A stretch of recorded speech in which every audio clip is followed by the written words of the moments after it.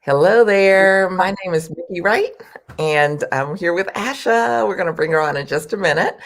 And I want to welcome you to Beauty Superstars Talk. It's your backstage pass to experts in beauty.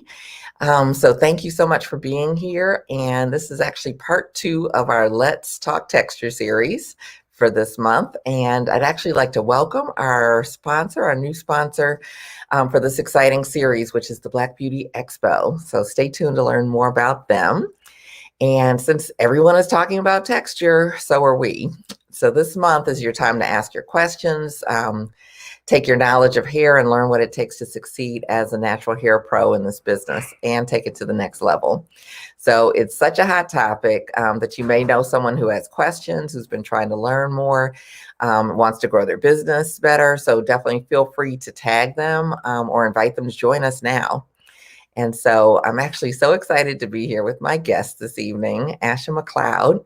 She's with Jasma Hair Inc., founder of, and based in Toronto, Canada. So she is our first international guest. So thank you for that. And she's literally Canada's queen of curls, coils, and Afro textured hair.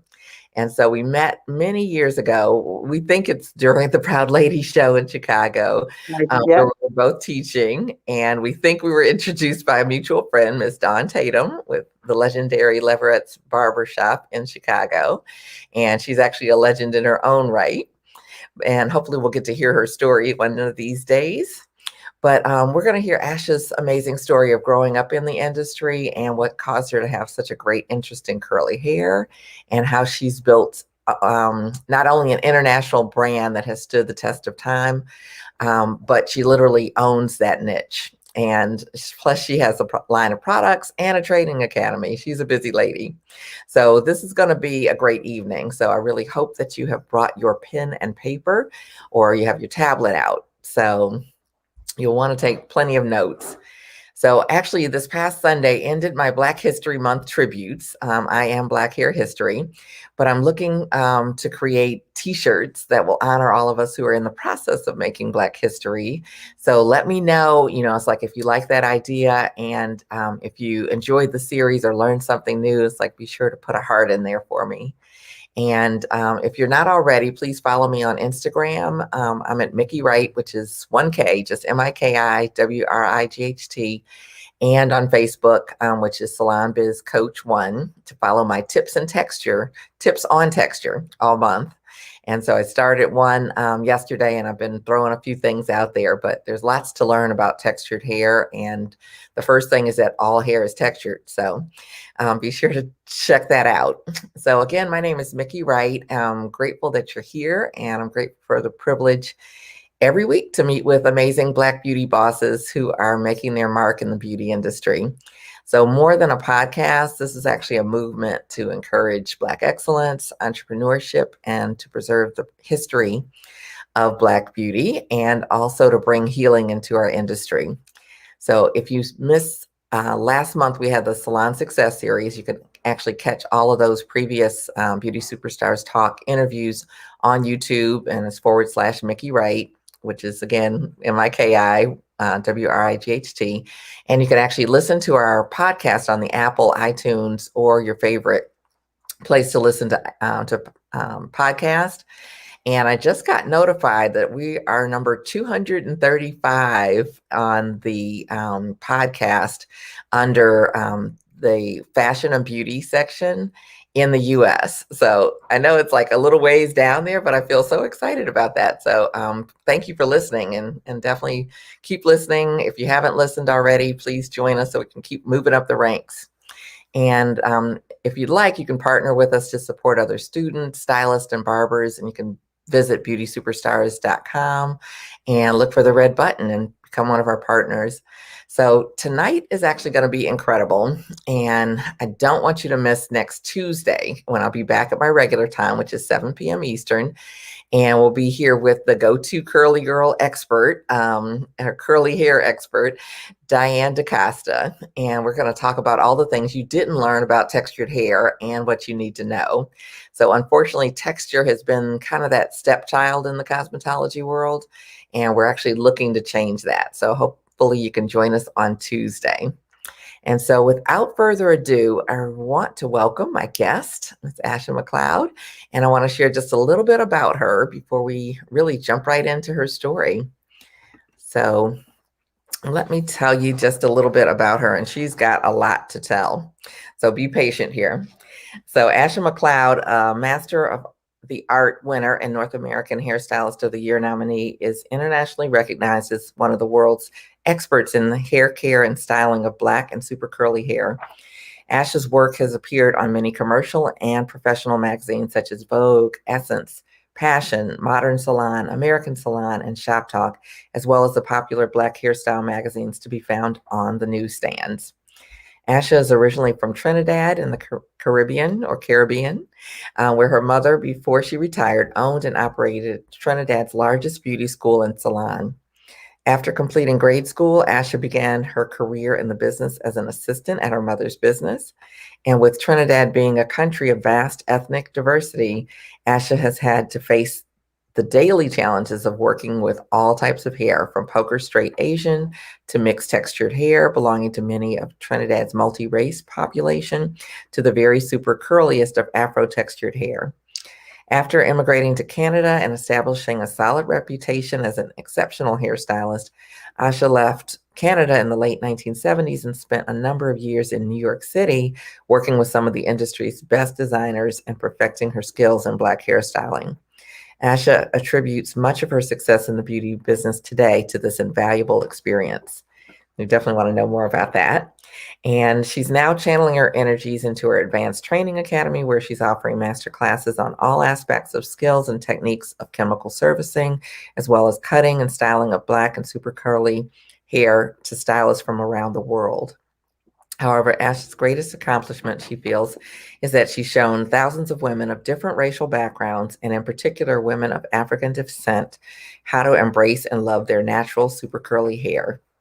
This combination of creativity, technical expertise, and mastery of her art ensures that Asha McLeod and the Jasma artistic team will continue to remain at the forefront of advances in innovative hair design and presentation for many years to come. Asha is located with Jasma Hair in Toronto, Canada. In 1983, she opened it with one goal in mind: to bring unsurpassed customer service and exceptional skills and expertise in hair care to all women with curl in their hair. Our salon is based at the heart of Canada's largest city, near the intersection of Yonge and Bloor. Jasma has become an internationally recognized destination for customers seeking those skills and expertise. And wow. Wow. Thank you, Miki. Yes. How does it feel hearing all of that? I don't believe any of it.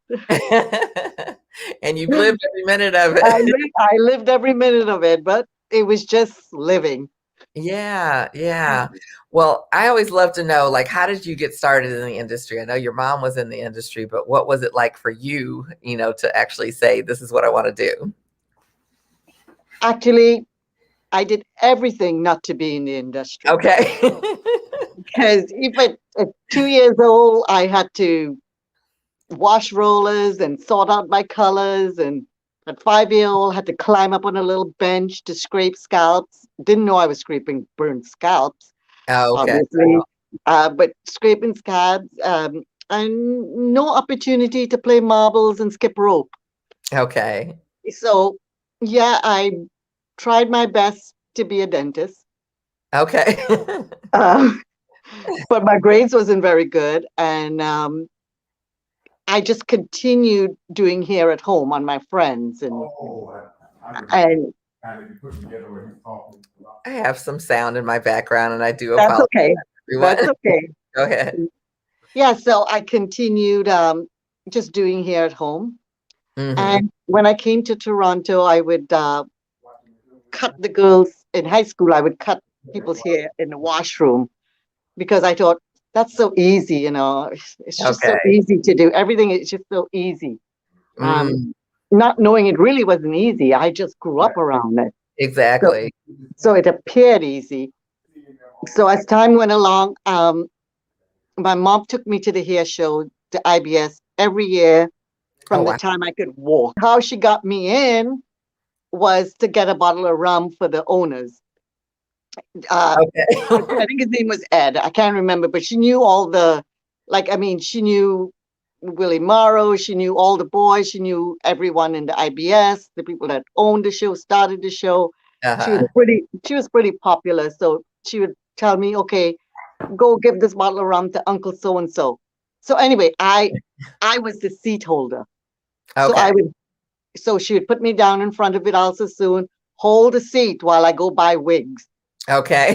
That because one of the things I learned early, cutting hair is not going to pay the rent. Mm. You have to have retail. Oh, So wow. where that got into my mind at, I don't know, 6 years old. So she had to get her retail going. While so watching Vidal Sassoon and then Paul Mitchell, Zigarelli Brothers, and watching these people cut hair, I go, it's boring, but then it's fun too that they can. At the same time, although I wasn't really good in school, I was only good at geometry. I Mm. got A+ at geometry, so I understood what they were doing. Okay. So I got into it because of the scissors, Mm. because I could see the art. I could see how they could create a image with the scissors of someone that's really tall with a flatter crown, someone with a wider hip, Mm-hmm. putting a V in the back so they look longer. I could see the geometry of what cutting can do to a body build. Forget about the facial shape, that's Mm-hmm. automatic. You can make an oval out of anything if you know geometry. So I got into cutting first. And my mom at 18 says to me, you know, the white people don't like you, you know that. I said, what do you mean? I can cut as good as any of the Italian brothers out there Mm-hmm. because I was one of the only females in Yorkville cutting hair. Okay. Yeah, so because it was a man's world back then of cutters, but Mm-hmm. didn't intimidate me. So, so she says to me, so you're not going to do black hair, which meant I will never come back to Trinidad. That's Mm. what it meant to her. Oh, okay. Because she sent us to Canada because of the Black Power Revolution. Uh-huh. In 69, because of the Black Power Revolution, we were coming home with fists in the air, and she said, well, we fist you to Canada. Okay. You're not going to stay here and march. Mm. Like, Okay. yeah. So she dumped us in Canada while she ran her school and her business and paid for us. So I just started working in a salon, white salon, and the first thing I noticed was no burnt scalps. So Mm. I was not going back, no oil, no pressing. I Mm-hmm. was not going back to black hair. Okay. And so at 18, 19, 21, she kidnapped me and she dropped me in Brooklyn with a one-way ticket. And I'm going, Mom, are you? Uh, she says, you're just going to stay there, honey. I says, what about my job? She says, you're staying there. So the gentleman that I met late at night, he was Chinese, Uh-huh.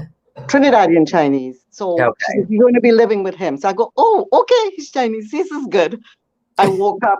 Clem is not Chinese. He Okay. might look Chinese, but Clem was a master in Brooklyn, his salon. And he said to me, okay, he introduced me, says, okay, this is the white girl. She can only cut hair. And our job is to make sure that she's not afraid of relaxers and heat. Okay. I was already traumatized from relaxers and heat, Mm. but she gave him strict rules. Don't pay me enough to leave the country. Make sure I go to see John Atkinson regularly Yeah. and Philippe, sweep their floors until my fear of the burnt scalps and the pressing comb was gone. So I spent a few years there and I learned and I learned and I realized that I have to find a way to keep the chemical off the scalp. I Oh, have to find a way to answer the questions. Why is it dry? Why is it breaking?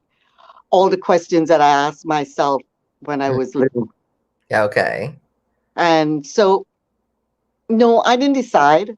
It was just a plan. It was God's plan to Right. put me in the salon at 2 years old to see the trauma, to see the aunties and their hair coming down in the drain, Mm. and then to get me into cutting, because I would not be here today if I didn't go to the white side and learn to cut. Mm. Like, Okay. I don't think because I did so much cutting there that it's easy to cut now. Mm-hmm. And then I started to say, well, okay, in New York, the 2 or 3 years I was there, I learned the textures, I learned the diameter, you learned about the cuticle layers. Mm-hmm. I still didn't want to do it as a business. So when I came back, uh, what's the name? Gladys Knight. Yeah. Gladys Knight was best friends with the gentleman that owned MAC Cosmetics. He's passed away now. Okay. He was my boss. And I said to him, I want to put black hair in all his 30 salons. I want to do it. I want to do this. I know it now. We can do this. And him being gay, Italian gay, he was like, into black, yes, let's do this. It didn't work because the white people didn't want to do it. His staff, they Mm-hmm. thought it was like a joke. And I'm like, this is not a joke. People's hair fall out. Black women are serious about their hair. So that Absolutely. didn't work. And he brought Gladys Knight in. We tried to launch it. He made a product line, the Knight line, Mm. and it flopped because he kept wanting to use like mix, like not mixed hair. So it didn't work. So I finally met my husband, and he's Canadian black, and he noticed right away, why are you doing white people in the salon? And then when I take you home, there's all these black people waiting for you outside the door. He says, why can't they come to the salon? I says, they can't come to the salon. They Mm. can't afford Yorkville. For one, Yorkville is where the most hair in Canada drops, the most elite hair. It's Okay. the most expensive real estate in Canada, that strip. They can't come to Yorkville. Mm. The products are too expensive because it's double of Caucasian here. So it makes no sense. It's like $3. I told him it's $3 to do a white person. It's got like $10 to do a black person, Mm. product wise. Mm-hmm. Because perms back there and colors is like $1.50 per application. So he says, I just don't get it. I says, well, I'm not doing it because it burns, it falls off, it gets dry, and there's salt in the shampoo. Mm. And he says, what do you mean? I says, check it out. What's all that suds? He says, well, I'm going to send you to learn some chemistry. So he sent me actually to, I think his name is Herman Allen. Do you remember him? Innovations? I I Yeah, remember. anyway, he was a black chemist in Cleveland. Okay. Okay. Uh-huh. That's why I remember Mhm. the innovations. Okay. Yeah, he says he's a black chemist. He knows stuff and he can teach you. I says, I didn't even finish grade 13, right? I went to grade 12. I'm going to learn chemistry. But when I went there and I saw the way he broke the hair down and the way he explained it, and he gave me a stress tester because I was so afraid to do the strand test like this. I wanted proof that the elasticity was low. I wanted proof that the moisture level was low. I didn't want to do the water test. And so he got me the Nexus stress tester. And he redesigned it for hair of African descent. So from then I came back, gung-ho. I know what's going on. We can go to the salon, ladies. We can come out of the basement and we can do this. Unfortunately, my white clients dropped off immensely. Okay. I didn't understand what racism was because I'm from Trinidad, like, Mm. and my husband being Canadian black and a 6'4" black man, he kept saying, honey, they don't want to sit around all these black ladies. because they're not used to it. They're scared. I Mm. says, why? I've been cutting their hair for like, why would they leave? So anyway, they left and more came. And then so because I was relaxing the hair, trying to leave some elasticity in it, that evolved into what we call the wash and wear relaxer. Okay, wash and wear relaxer. Okay. And the Walk us reason through it. why I was doing that is because the white clients were getting perms to give their hair more body. So when they blew dry it, they'd have more bounce. Right. And the black people were getting all their curl taken off and their hair would be limp. So I Right. thought, why don't I just do the opposite, not take all their curl out? And then all of a sudden the hair wouldn't break. And then all of a sudden the hair got stronger and I didn't really understand what was going on.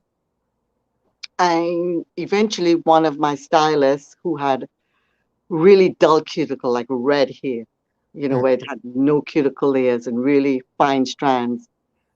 She, I was in the middle of shampooing her, and then clients came in, so we left the hair wet and we left the conditioner on. And then Mm. she comes to me and she goes, look, I could be like white people. I can wash and wear my hair. I can wash and go. Look, you're so crazy. Look what you did, right? Because you just don't want to ruin hair. And I go, you're right. So it slowly evolved from Ron, my husband, coming up with the first salt-free shampoo. Mm.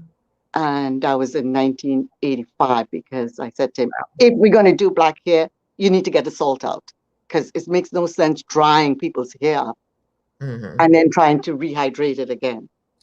Right. So he went and he worked on that for about a year, and it took him about 5 years to perfect it. And then, of course, it became popular a few years ago, salt-free shampoo. And I'm thinking, well, it didn't belong there anyway, Mm-hmm. because salt is cosmetic.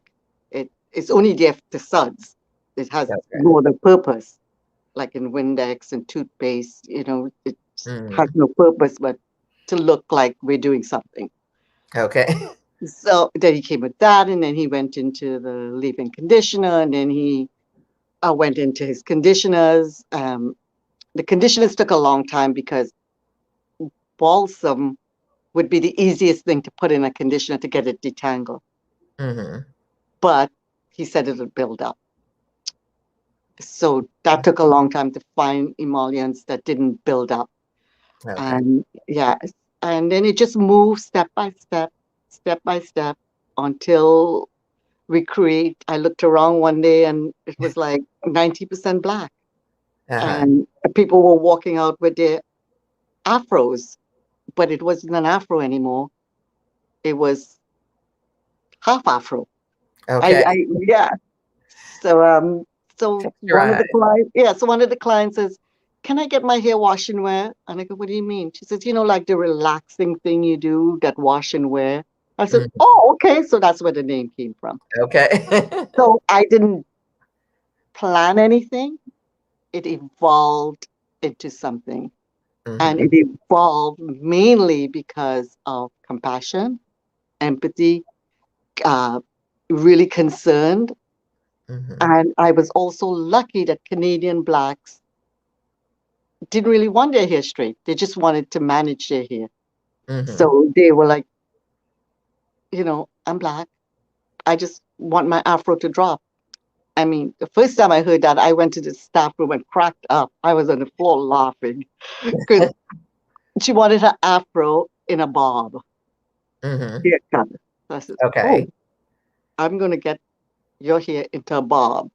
I have to stretch it out some, the Uh-huh. top, but I have to stretch out some so I could get a baseline. So I did, and she was happy. And there was no advertising because there's nothing to advertise because I didn't believe in advertising. I believe you send something out, and every week we were getting 20 to 30 new clients Wow. a week, a Wow. week, just from people walking the streets with their afros in precision haircuts. Wow. So my love for geometry turn texture into geometry made me ecstatically happy that I could use my cutting in this manner. Mm-hmm. And then you know the rest. I ended up in Atlanta and Proud Lady, Teaching. trying to say kinky curly hair is beautiful. Mm-hmm. It did, I mean, the classes were filled, but people were confused. So They were tell us confused. pause there for me. Tell us why were people confused and what type of time frame was this? So by then it was in the early 90s. Okay. Oh, So in the yeah, early 90s, most black people, black women were wearing their hair straight, particularly straight. in the US, with relaxers and, a straight or smooth Yeah. style. Well, actually, how I ended up at the trade shows and ended up in Essence as a legend is because Dawn Leverett's Tatum came to Toronto to do a trade show. And Okay. just to show you how just doing things out of love and will always move you forward. She called a meeting and called the black owners of black salons together, where she got her research from, I don't know.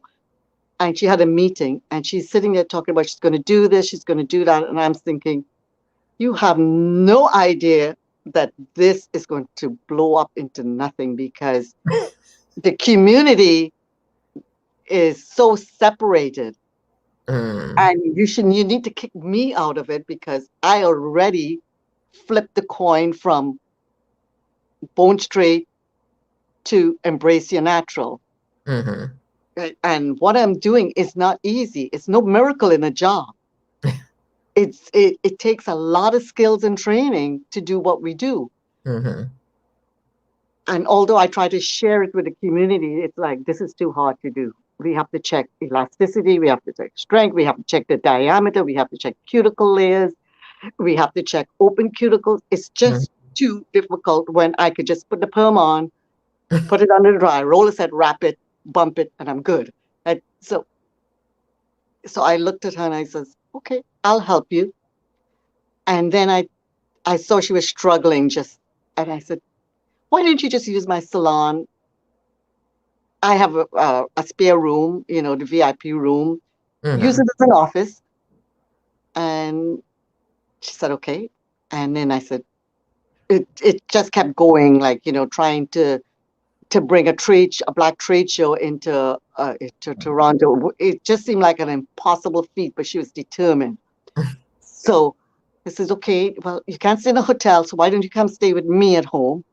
No, my husband is an introvert, so that was but she had so much passion for the black community and the black dollar, and she was just Atlanta to me, like how I felt when I went to Atlanta, when black people just stuck together. And here, I didn't want her to know that we didn't stick together. So I said, stay with me and I will help, where I can. She was watching me and the staff, this team, check the strands, do this, send people out with their semi-natural hair. She was watching all of this and she went and blabbed all over the world. So she still doesn't admit it came from her, but where else did it come from? Because next thing I know, I got a call from the Proud Lady, from Juanita. Next thing I know, I got a call from Bonner Brothers, a couple of other small trade shows. So I know it just the act of caring for someone else and the industry. Right. Yeah. So I think it started with her. Yeah. Well, that's all a powerful story. It's just so much wrapped into all into one, and just when you were saying like Dawn was there in the VIP room working as her office or what have you, and watching you and your team, interact with each other, interact with the clients. This is what I'm visualizing as you're speaking, that there's this almost orchestra, that's going on with, and I was too busy.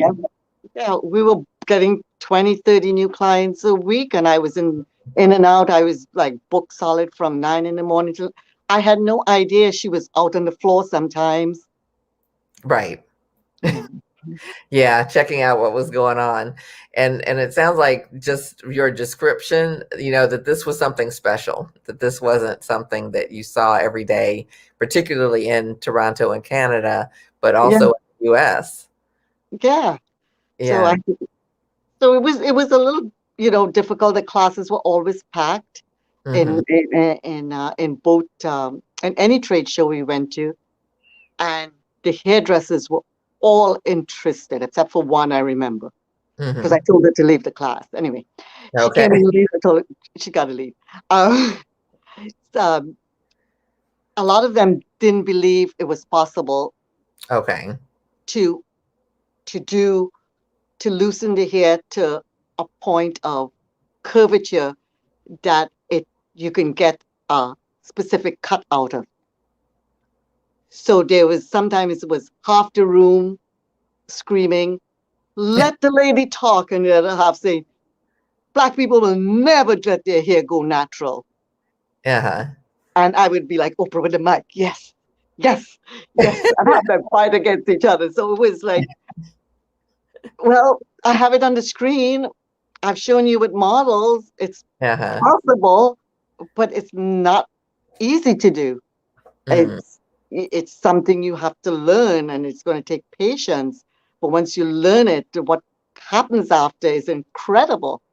That you have this hair that's hydrated, it's mobile, it's pliable, you can relax by degrees according to the cut you want or the Mm. look you want. Not everywhere has to be loosened up, just the spots that you want looser for that look. Okay. Okay. There's so much to it that you can learn it if you have the passion for it. And that's that's difficult for me because there are a lot of stylists that come from the States and they spend a week with us and they do it and they learn it and they're excited about it. But they also say to me, "But Asha, my clients," and now their clients are gone 100% natural now.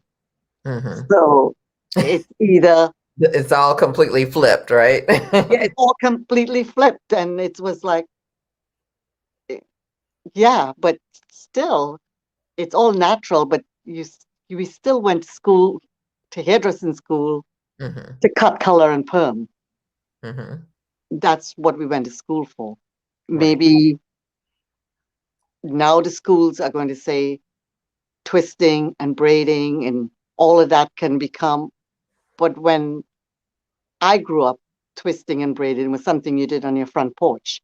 Hmm. It was not, my mother didn't teach it. I, Okay. it's not, what I'm trying to say? Hmm. So I'm still at the level of it takes 5 years to learn to cut hair, takes 10 years to perfect it, takes 5 years to learn to color hair, take 10 years to perfect it. I'm in that category with releasing hair and Mm. understanding texture. Takes 5 years to learn it, 10 years to perfect it. With heat, using heat, fabulous finishes, queen of finishes. Yeah, Yeah. I'm still afraid of heat. I told you that. But then I read your little thing where you said, yeah, I start at 450, but when I get to the hairline, the diameter is smaller. So that's when I come back and I lower my heat to even lower. Oh, okay. Okay. So so with you explaining your heat where you start and you pump up, I Hmm. went down that road and I tried it, but it's still pretty scary for me. Yeah, I For understand. me, I understand. for But me, let's yeah, say. it definitely is can be tricky for a lot of people because Yeah, especially when you want to maintain some of the wave pattern the in case you texture. want to Yeah. wear it. Yeah. Yeah. As we most of us know, it's like heat will break those bonds. If you Yeah. use much heat, it's like you're not going to get, like you said, the semi texture or the curl is going to be You gone. just get that hairline straight. Yeah, and everybody, has, a lot of people started their natural hair journey with like ends that were just like all straight and having to start to cut those off. But you don't have to get the hair that straight for it to be silky and shiny and have movement. And Yeah, so, yeah, no. So you're doing, what you're doing with the heat, what you have taught with the heat is what I Mhm. do with the relaxer. Right. Except there were no relaxers back then that could give me that control. So that's when my husband came up with a releasing agent where it's still, the base is still the sodium hydroxide because Okay. less people are allergic, but he Hmm. found a way to buffer it without oils, just with water. He thickened it up. It's water based so that you can actually do a two-strand test and test your texture, and you Oh. have more control over it. So Hmm. let's say you get to the hairline with your heat and you lower your heat. When you Hmm. get to the hairline with this, there's a way to apply it where it's not too heavy, or you could skip over areas. So, Okay. so he's found a way to make me happy, so I can control Right. the application. So it's not something, like I said, you'd have some of the students that come from all over the world. They say this should be in all the schools. It's Hmm. so innovative. It's so in depth. It should be all over the schools. And I say, I have no idea how I can teach someone how to feel that here, touch that here, watch that cuticle. But Yeah. they insist. It's like, oh, you would heat. You Yeah. know, Yeah. it's just instinctive. Yeah. But Yeah. there have to be a way. If you can do it with heat and I can do it with release, Right. there has to be a way we can teach the new generation. Yeah. Yeah, and I think that like with hair, there's you have to learn what to do, and then you have to practice what you learned, and then you Yes. have to, I used to say this a lot when I would teach hair cutting, but you have to listen to the hair. Like, Yeah. where does the hair want to go? What does it want to do? It's like, you're making your section, you're combing it down, let it tell you, where it wants to live, Yeah. especially with cutting hair with any texture Yeah. instead of trying to pull it, and I had a disaster of a haircut when I was in school. You always want to do people outside of school. And so some friends brought, she was actually a doctor, and she came really curly hair, really pretty curls that she wore curly most of the time. And she wanted a bob. And Oh, I know what happened. I think she would go back and forth. And, she showed me this picture and she wanted kind of a, maybe shoulder length kind of bob. And, I learned how to cut a bob in school. And you know what happened. And I started it and I sectioned and I pulled that hair straight. And if she didn't have the most banging wedge ever, it was like, Boom. boom. And it was like, how am I going to get that down now?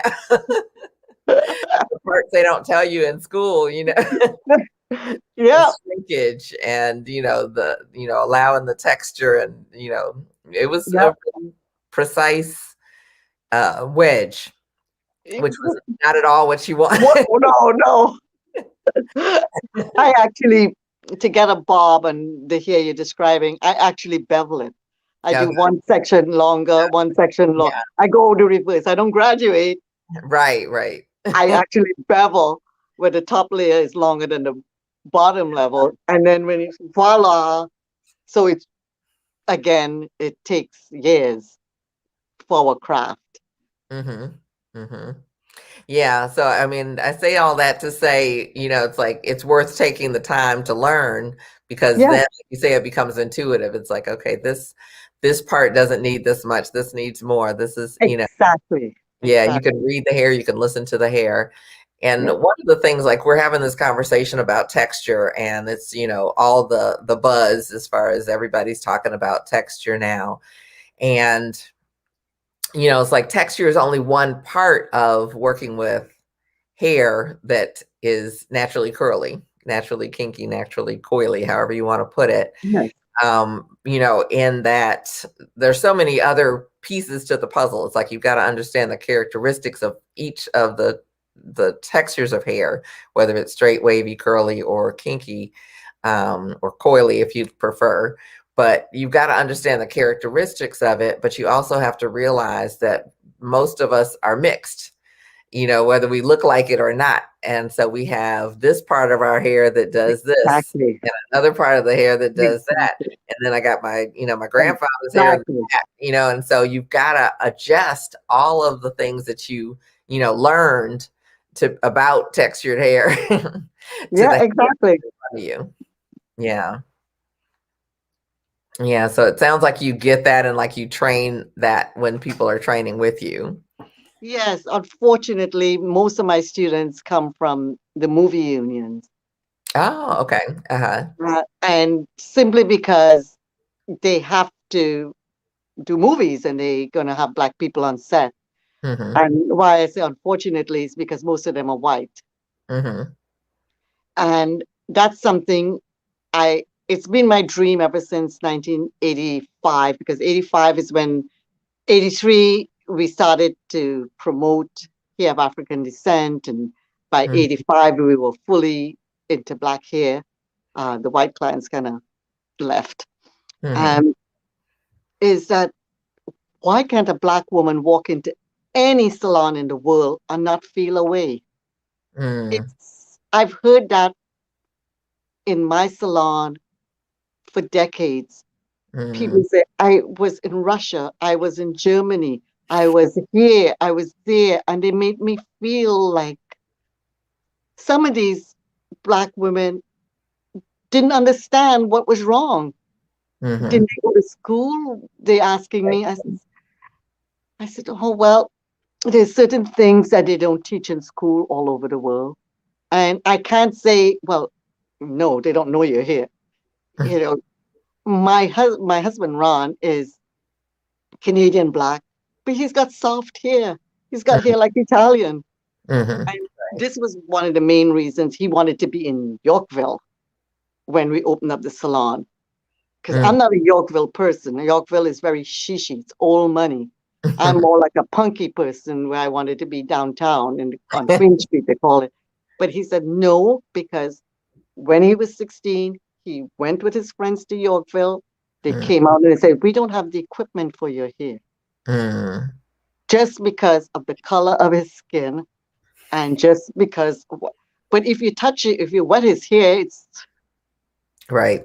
you know, if they had only wet his hair, he just picked it out in a big fro to intimidate them. But they didn't even But try. but So that, like you say, for years, for decades, all over the country of the US, all over probably Canada and other countries around the world, this is an experience that a lot of Black people, women in particular, have experienced. And I would love to see that change. I would love to even here. I hired a lawyer to go to Ottawa to fight the school system here, and they come back with me like, "Of course we teach it. Of course we do it. We all know they don't do it." So it's like, but I guess my lawyer said they have to say that to protect certain civil rights. And Mhm. that, so I said, okay, well, I would love to do it. I'd love to see that the education gets in there, Mhm. whether it's done or not. And I understand why a white stylist does not want to do black hair. I get it. I get that they can do three white cuts, 75, 75, $75, while it takes them that same time to do one person with natural hair, blow it out and iron it. I get it because I belong to the old boys club when I was much younger, working Mhm. in, it's called the Guild of Hairdressers. Mhm. So I get it. I've heard them say, but Ash, we can't make any money on it. Not as much money when we could flip three smooth hair clients to one curly hair client. Mhm. So I get it. But I think the whole industry needs to mandate where at least you get a month of it. So Mhm. you don't have people feeling like there's something wrong. And Right. price accordingly if that Right. is the issue. I, I, I have developed a reputation for not wanting to do natural hair.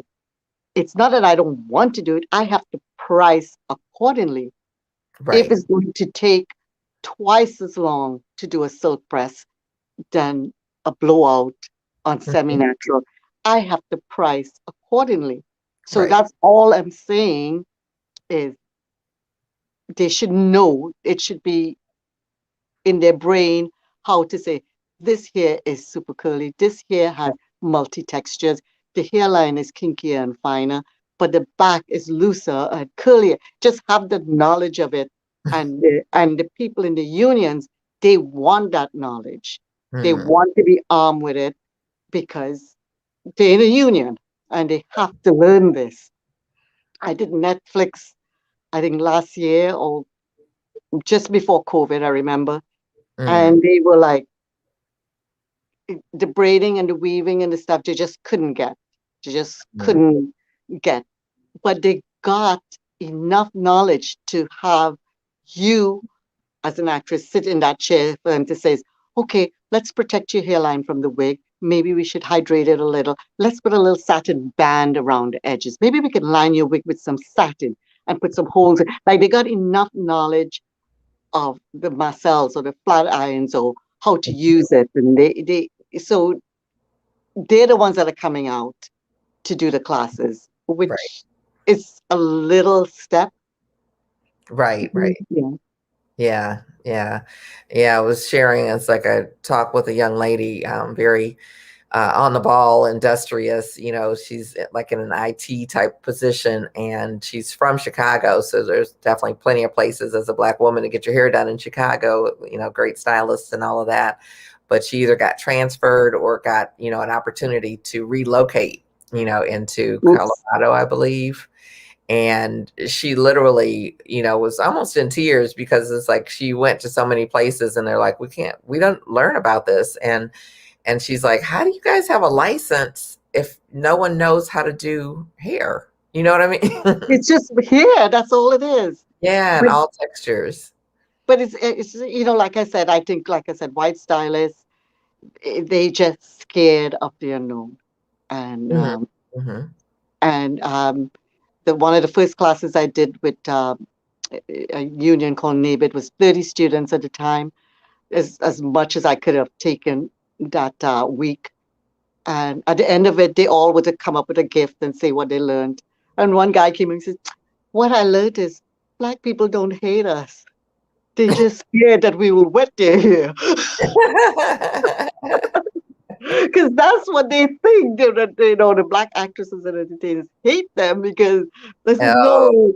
no. And the first thing I do with a group of white people like that, I take them to Jamaican village, and then I start telling them, Black people are just like Europeans.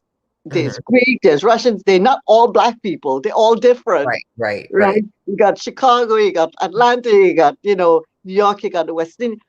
You can't categorize Black here or Black people at all. Right, right. They just think of them as Europe, Okay. all different cultures, all different mindsets, Right, and, exactly. and yeah. So one of the other things, Miki, I wanted to talk to you and saying so about the industry, the Black hair industry. Mhm. We've lost a lot of manufacturers through the years, and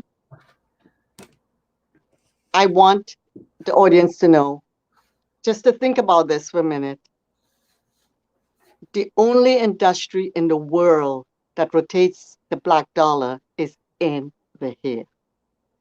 Because you'd have to have a Black chemist to learn your hair, a Black manufacturer to produce it, that sells it to a Black distributor, that sells it to a Black salon, that sells it to a Black consumer.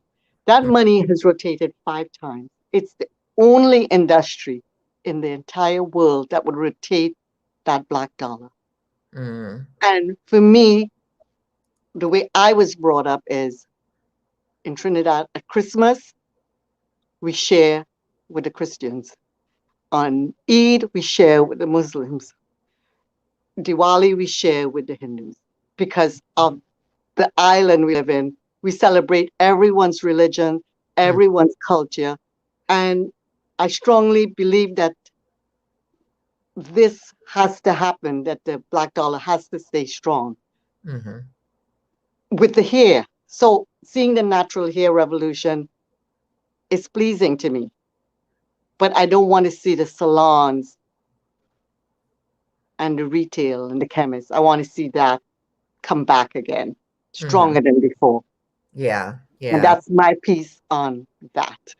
Yeah. Yeah. Well, it's like we definitely need more, but it's like I am encouraged by, you know, what I'm seeing as far as, you know, a lot of independent, you know, a lot of times hairstylists or natural stylists who are coming up with their own lines and, you know, developing marketing plans. And, you know, it's like right now, it's, you know, there's a few that are still left, you know, that actually have their own manufacturing. And so we need to support them as well. Yes. But, Yes. But it is encouraging to see, you know, more people kind of coming out. So the pot is getting, you know, kind of larger and wider, and not as many, you know, big pots sitting on the stove. So I think that's a good thing, at least for where we are. You know, it was kind of sad to lose as many of the manufacturers that we've lost, but you know, all things change and transition. So, but Yes. it is important that we stay. That's encouraging. Yes, I wasn't aware of that until I saw your post. So Mhm. that was encouraging to know that there's a whole bunch of little ones, but we still need to think about the salon. Yeah. Yeah, we still need to think about the industry. I guess I was born in it, so Yeah. I'd love to see the industry and the cut color and perm industry, what we went to school to do, especially the art of it and the technical part of it. Yeah. Yeah. Well, I think there's honestly some great artistry out here now. I think, you know, we've definitely elevated the color game, you know, by having more natural hair. There's a lot more attention to color, and there's a lot more really well-trained black colorists. And so that's amazing. Yes. Exciting to see. Yeah. Yeah. So, you know, it's like I hear the evolution of everything that you created, but like from, you know, I don't know, as long as I've known you, which it hasn't been 30 years, but quite a few. Yeah. And till now, it's like you're still the place where people know to come if they have Afro or curly hair, Afro textured or curly hair. What would you say attributed to that? Like, how did that happen? Because it doesn't, you know, you are modest, but it doesn't happen by accident. I think it's because I am extremely intense in what I do. I'm profoundly professional. And if I don't know something, I will let them know that I want to know what's going on. I want to learn what exactly is going on with your hair. So having that empathy again, just I think they know. No, mind you, I have a lot of hate-ons going on because I'm really like, no, you're gonna put that much heat on your hair. You sign a consent. I have consent forms for everything. Okay. I will do whatever you want, but you need to consent that I'm removing 3 levels of pigment. And then after I remove 3 levels of pigment, you want heat over 425 degrees with a ceramic iron that melts the bonds from inside out. So my team has a thing saying she wants 3 surgeries today. She want a tummy tuck, eye left, and a pot couple, right? So they come and tell me. I says, okay, if she wants to have highlights, and then she wants to heat all of this, you want it done in one day, fine. I don't mind doing it 3 days later when the bonds at least harden into place. Okay. But I'm really, really blunt. For example, I got my little book here. I guess you'll see it upside down. So I have my consultation book here, Oh, okay. and I go through. That is what's going on in there, and those Okay. are the bonds, and that's how they're getting melted. Mm, These are the cuticles that you're giving me to work with when I want those. And I go through step by step, and then you will end up uh, with limp, lifeless hair. oh, wow. Yeah. So I have this little booklet I go through step by step, Mm-hmm. and I'm not mean about it. I'm just saying sign the consent form because wherever we go, for whatever reason, anytime we get surgery, we sign a consent form. Because Right. I would really love to take it bone straight, press it all in, and then put some bleach highlights. It would look so great. But your scalp is going to be sore. This might happen, that might happen. Mm-hmm. And because I'm pretty blunt and I'm straightforward and I got my facts. Mm-hmm. And I think that is why I feel like I'm one of those people that I don't really like her very much. But if my hair's in trouble, I have to go to her. You know, um, she's always busy and she's always blunt and to the point. But if I really want a good makeover, Right. she's going to tell me, no, your nose is too big. Yeah. Oh, yeah. Oh, it's going to sink your eyes in. Oh, you know. So Right. I think, again, it's all about honesty and Mm-hmm. being real. And I think that's even Right. with Prince. He sits down, wants his perm. He heard about the release. You know, he has a real sensitive scalp. So I'm going around his head in a circle, timing each piece. And then I get to the top and I go, oh, I'm not doing there. He goes, okay, whatever you say. Okay. Why am I doing the crown of your hair? It doesn't need it. It was thin, it was loose, it didn't need it. Uh-huh. So, and he was like, okay, whatever you say, fine, rinse it off. That's quite a feat. You got Prince in the palm of your hand there. Yeah, but then he picks up the jar and he goes, I'm taking this with me. I says, well, it's a tool, right? You're gonna have to send your people to learn how to use the tool. It's just Right. a hammer, it's not gonna build a house. He Right. puts it Right. back down. And he just left with his entourage. Because he thought for some reason this jar of release is going Right. to do the trick. It's just a tool. Right. You got to, Absolutely. I think that's a yeah, fabulous analogy. yeah. And I love the visuals that you have there for your book, your consultation book, because people don't have to wonder what you're talking about because sometimes it is confusing. It's like Mhm. feels like sometimes we're always almost speaking Greek to the client and the client's like, I don't understand why I can't get this. But when But you break it down, yeah, it's like, and you can actually see it, it's like, oh, okay. so I have this magnifying light, and I Hmm. push it up against their hair, and then I pull it up and say, close cuticles, open cuticles, and they went, and I says, oh, what made it open? You had a so-called protective styles. You tied on extensions, but braids make my hair grow. Well, your hair is growing all the time, so I pull out my book. I'm sure, it's always growing as long as you're alive. And even after you die, your scalp shrinks and it appears like it's growing. So, Right. and then once I explain it, and again, I try my best in the last decade not to be mean. Um, because they don't know, right? They Absolutely. see, Yeah. they don't know. So the book helps a lot, Hmm. and I have a pre consultation booklet that Okay. say braids don't make the hair grow, like Right. things like that, and explain everything. It's like a 4 page. A lot of people read it, and then by the time they sit in my chair, they like, "Do you have any questions on the booklet?" Nope, I didn't know that. I Mm. did not know that chlorine is absorbed into my hair. And the only way to stop it is to make sure my hair is filled with something else. Is Yeah. it filled with water, filled with low pH conditioner, and the chlorine finding its way in is almost impossible because the Mhm. hair is filled with something else. So, you know, so that's all in this little booklet, and they read it. So it cuts my time down on the consultation. Right. And I do it online too. Like I do it for free. And the reason why I do free consultations online is about 20 years ago, I got a call from a kid somewhere in South America, and she said, Miss Guru,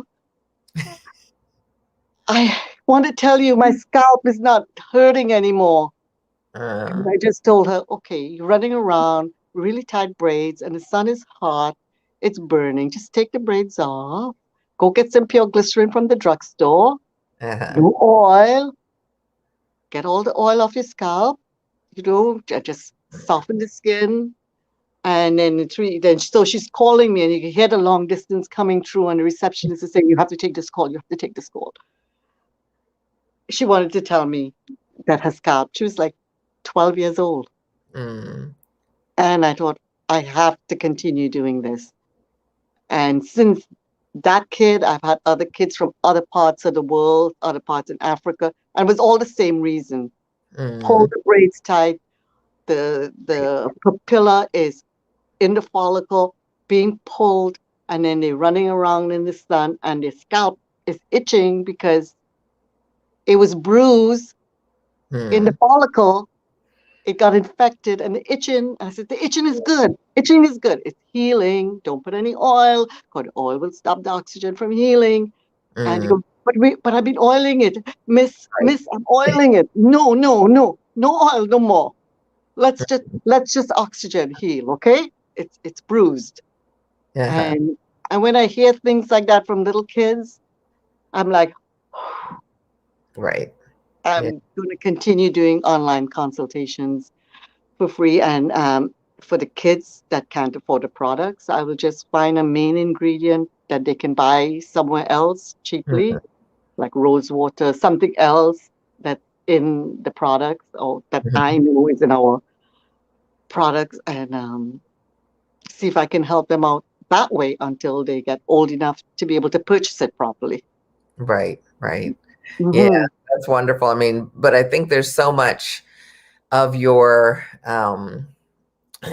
brand that's rooted in educating the client that if I can draw out anything, it sounds like that's, you know, like the secret sauce. You know what I mean?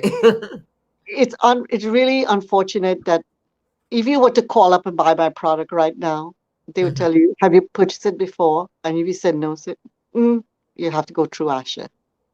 And the reason why I do that is because I'd love to see it all over. But for some reason, I feel like I want to make sure it goes to the right person in the right hands and have the right use for it. I know my husband is always like, just sell product. Why you have to do all of this? I was born to do this. Right. I was born to educate. So I guess everyone can use a salt-free shampoo. Everyone can use a cationic protein conditioner, but not really. Not everyone can use a protein conditioner. Everyone can use a humectant conditioner. Not if they're going to do a blow dry or a silk press, because it's a humectant. It will draw moisture, and they live in Atlanta or Florida where it's It's humid. Yes. So can you see when I say to him, I'm not doing it, and he's like, okay, whatever, do what you want. But it takes, I mean, what is it? You fill out a consultation form, you send me pictures of your hair wet so I can see your true texture. Setting it dry makes no sense. Because I want to see the hair soaking wet so I can say, okay, the back of the crown needs the revival, well, a heavier moisturizer. The rest of it just needs a lighter quenched. And this part doesn't really need anything but a leave-in conditioner because it's limp. Like you said, 4 textures on one head. So once I see it wet, then I can give you specifics. And I know I lose a lot of business that way because people just see their friend on the street and they want it. But, but their friends here is different, right? Exactly. Yeah. So I would like to at least hold on to that for as long as I can Hmm. to Yeah, be able to do the online consultations. Takes a lot out of me, I have to tell you, because I'm sure. they have to actually run their hands down the strand where it starts feeling smooth and then tell me how many inches is smooth and how many inches start getting rough. So Yeah. I so then I can say, well, you obviously, or what areas you obviously wear a beret or a wool Mhm. hat, or like I like Right. the investigation. I think that's what it is. I think I like to get to the bottom of it. A little CSI in there, Yeah, right? I like that part. Yeah. Yeah, I think that's the part I like most, is figuring it all out. Okay. Yeah, yeah, Yeah, it's like, and it comes through, I mean, obviously your passion and everything, but you've been able to create a team that, shares that oh passion, yeah, enthusiasm, and training, so it's yeah, so impressive what you've built. yeah, And, yeah. and from a brand standpoint, a branding standpoint, everybody's kind of looking for, what do I do to like kind of stand out, and, like even creating a niche, it's like you've got really kind of a broad niche, but it's so specific, and It it's is. so Yeah, yeah, that you've yeah. owned it, you know what I mean? And Thank so you. any advice that you'd have for anyone here who's, like, oh, I have a product, or oh, I'm, trying to build my salon business, what would you suggest, getting started and really kind of differentiating themselves from the others? There have to be something in your heart that tells you, I'm good at this. I can do this. For example, I have my new assistant for the last 2 or 3 years came from Africa, Nigeria, and she's a braider. Hmm. And I said to her, you know, we don't do braids here. She says, I know. I says, but if you find a way to not put too much tension on the papilla and follicle, and I don't see any itching, no hurting, and it's neat and tight, and the hair is hydrated and not lubricated, let's go for it. She Hmm. worked on it for about 6 months to a year, then she presented it on some of the staff. And the first time, no, second. And then once she got it, I said, okay, we're doing this now. We're Hmm. doing extensions and we're doing it this way. Of course, consent form and a home care, right? Like a thing to go home with. You need to keep your scalp moist. So I would say she was really into her braiding and she loved it. So I would say you need to find what you love Hmm. and what how you want to serve. Please don't think about what's going to come back. Hmm. Just think about, I love it. I want to serve it. I want to give all of me into this. And don't expect it right away because Hmm. it's little baby steps that gets you where you want to be. But that feeling inside of you that said, that little girl somewhere out in, I can't remember what part of Africa that had burnt scalp and the one in South America, Hmm. that feeling inside, you're going to know that's your niche. Right. And that's my advice, is to follow that Hmm. rather than trying to copy or emulate someone else. I'm Right. not saying there's not a lot of little Jasmineites, we call them, all over the city. People that work for me, they've trained with me, and they're all over the city. A lot of Jasmineites. It's okay to be a Jasminite or to take off of someone else's thing, Hmm. but as long as you believe and feel it. Right. So let's say you want to do fabulous finishes. As long as you want to follow Miki's brand, you want to follow what she does with the heat, and you're really into it, then that's your niche. Hmm. Yeah. Yeah. Yeah, that's very powerful. So I'm glad you said it, and I hope that everybody like received what you really said.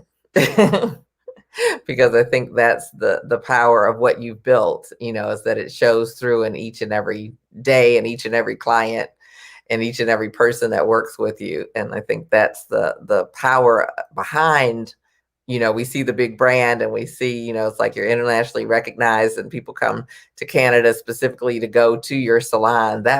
that's so, so dope, Yeah. Yeah. And, like you said, it doesn't necessarily come overnight, but just continuing to do what you love and being of service. So Yeah. love that. And so it's like we're getting close to closing out, but I saw that you posted about your mom, and I'm the daughter of a hairstylist as well. She's Yes, I know. at 2 in the morning, and it's like, oh, I got this idea, I want to practice on you. That moment was crazy. We would go to the IBS. She would see something on the platform, and then she'd be shaking me in the middle of the Ash, what if he did it like this? Like, for example, the 60s, the afros. So the people with the straighter hair couldn't get their afro. Mhm. So she says, I bet you if I roll it on a hairpin and then I clip it down with a bobby pin, it will be kinky. And you know what? She was right. Okay. And then when the stack perms, she says, I bet you if we took those chopsticks and then we cross them over, we can get a wedge afro. Okay. And she'd up all night, and then I would have to get up and go, okay, mother, bring the mannequin. Let's see how this works. Because we always had a mannequin, right? So Right, and come right. here. You had to have clip-on pieces too. Uh, and she was obsessive, and even she passed away a few years ago. And Yeah. then even on her deathbed, she said, Ash, you're gonna go show them the 2-minute cut, the students in the school. I says, yes. She says, but you can't do it like me. Bring them all here. I says, mother, you have a stroke. You cannot do this. She says, well, bring them here. Let me make sure you can do it. Right.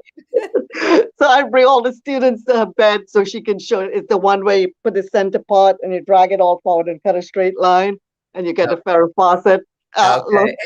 So that's the 2-minute cut. I think that was probably from Paul Mitchell or one of those guys. Okay. So that was her last wish, that everyone Okay. learn. Yeah, the two Love minutes. it. Mhm. That was my mother. Yeah, absolutely love it. And so we definitely see the creative side from her. Any wisdom as far as the business side, because she was quite a businesswoman for quite a while. Um, she's like I said, she was eccentric and she did everything. I'm not like that. I just like doing the hair. I don't really like dealing with the business. I don't like having to have employees. I find that very stressful.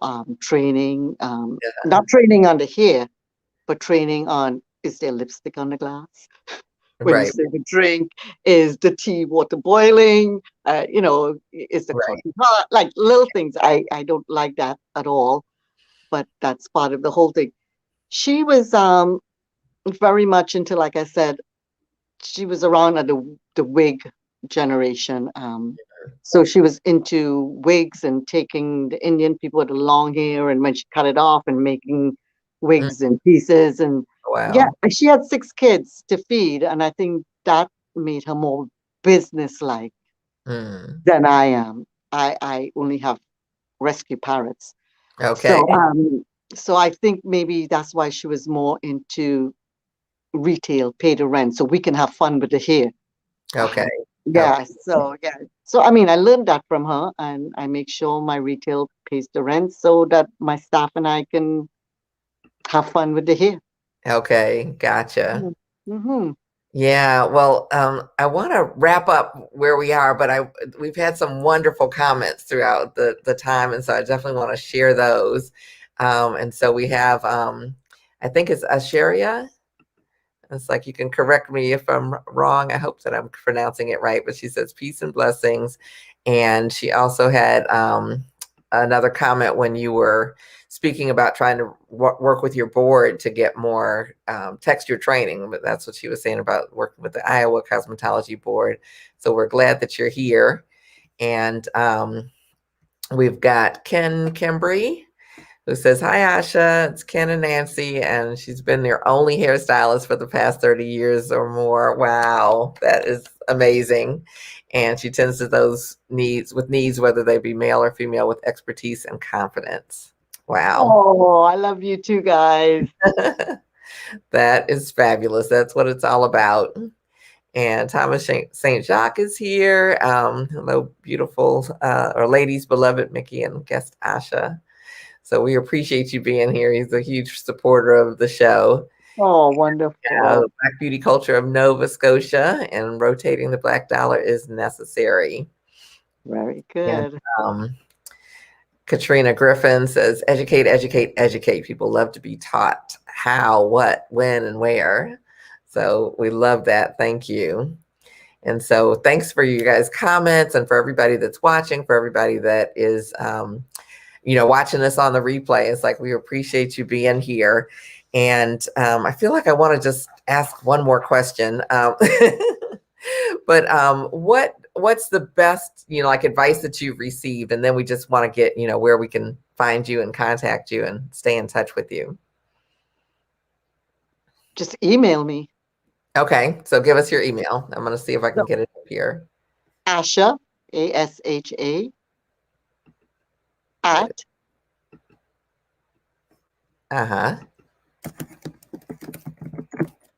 JAZMA.com. Okay, Z is Z. Okay, MA.com. Yeah. Asha@jasmine.com. Yep. All right, so that is perfect. And we'll let that scroll there so you guys can stay in contact with her. So,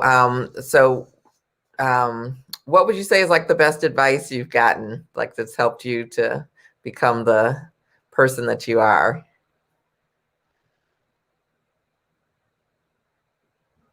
There's no failure. There are only lessons. Wisdom. And perfection can never be achieved. That's my personal one, because I tried to get every strand, and the perfection cannot be achieved. And there's one more thing though, with products. Sometimes you read ingredients, and this product has the same ingredients in this one, and this one is $5 and this one is $40. Just think about bagels or rice and peas or whatever. When your aunt makes something and your mother makes something, how come it's all the same ingredients, but yet this one tastes differently? Yeah. So just think about ingredients. They might be all the same, but it's the quality of the ingredient, the quantity of the ingredient, the refinement of the ingredient that makes the difference in the products. Because I find consumers get confused with, it's the same ingredient here and the same ingredient here. Why am I paying so much more? Right. Well, I drive a long way to get my bagels, although it's the same ingredients at the one at the supermarket. Okay. Okay. And my mother rice and peas tastes a whole lot better than anybody else's, but it's the same ingredients. Exactly. That's powerful. So thank you for that. We really appreciate it, and everybody needs to really take that one to heart. Yeah, I remember meeting this gentleman, and we were eating some good Southern fried chicken, but he was talking about his dad cooking. And he was like, he would go in the kitchen like after his dad had made the fried chicken and look at the pot. It's like, does he make it in the same pot that everybody else uses? Exactly. But that's it too. It's how it's made. Exactly.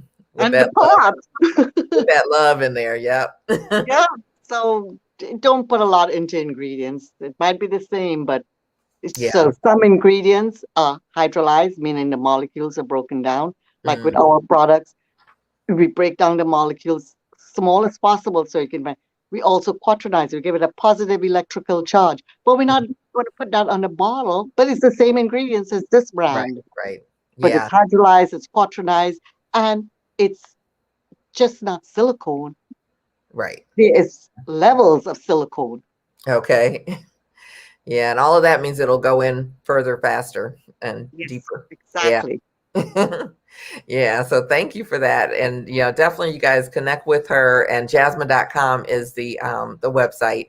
So you can definitely check it out. It's a beautiful site and lots of information on there. And if you're interested in the products or the training, it's all available there. So I And want Instagram, okay, oh yeah, Instagram.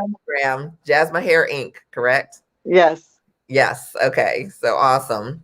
So I want to thank you guys again for being here. I want to invite you for next Tuesday because we're going to be back and we're going to be talking more about texture this month. And we'll have Diane DaCosta, who is a go-to expert with curly hair. A lot of magazines and such call her for her information and quotes and that type of thing. She has a celebrity clientele. She does, clients who aren't celebrities, and she is actually one of the authors of the Milady Natural Hair book. Mhm. Yeah, and so I can't wait to talk with her and Amazing. her to shed some light on some things that we don't learn in school. We've been talking about some of that tonight, and some of the things that we do need to know about textured hair, curly hair, natural hair, whatever you are working with. It's like there's so much to learn, and so definitely join us so she can tell us, a lot about her story and how she got to do all of these exciting things, as well as what we need to know about the hair. So join us then at 7 p.m. Eastern time. And let's see, it's like I've got a new website going up, so I'm excited about that. So that should be in hopefully before we come back on Tuesday.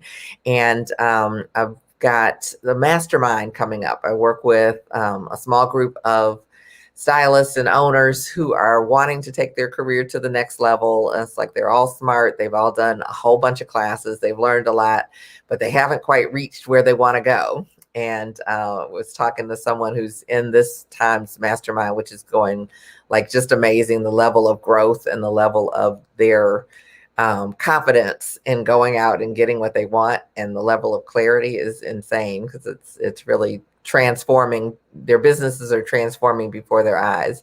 And we were talking about, possibly coming back for next time. And she's like, is it going to be the same? It's like, no, it's not going to be the same because you're not going to be the same. It's like we keep circling and cycling up. And what we learn is only at the point that we can learn it. And so we're going to learn the next level and level up and, raise those prices and get those pieces in place and get the next level of what it is that we want to accomplish going. So if you're ready to level up, it's like, just direct message me. You can message me here on any of the posts, or you can message me privately, and I'll have some special things that will take place for those early folks, just to see if it's a good fit, and the special offers before I actually open it up. But the first time that we meet is April 5th. It's like we meet every other week, about 2 times a month, and in person. And it's not a class, so you don't have like homework and a whole bunch of stuff to do except to work on your business and getting it in the place that you want to. So contact me there, and or look for Beauty Superstars, and we'll have information coming up. So again, I want to thank you guys for being here. Appreciate it. Thank our sponsor, Black Beauty Expo. And we will be back next Tuesday. So thank you so much, Asha. This has been very, very Thank you, Miki. Thank you so enlightening. much for doing this. Appreciate it. Thanks. Yeah. Have a Yeah. blessed day. Thank you so much. You too.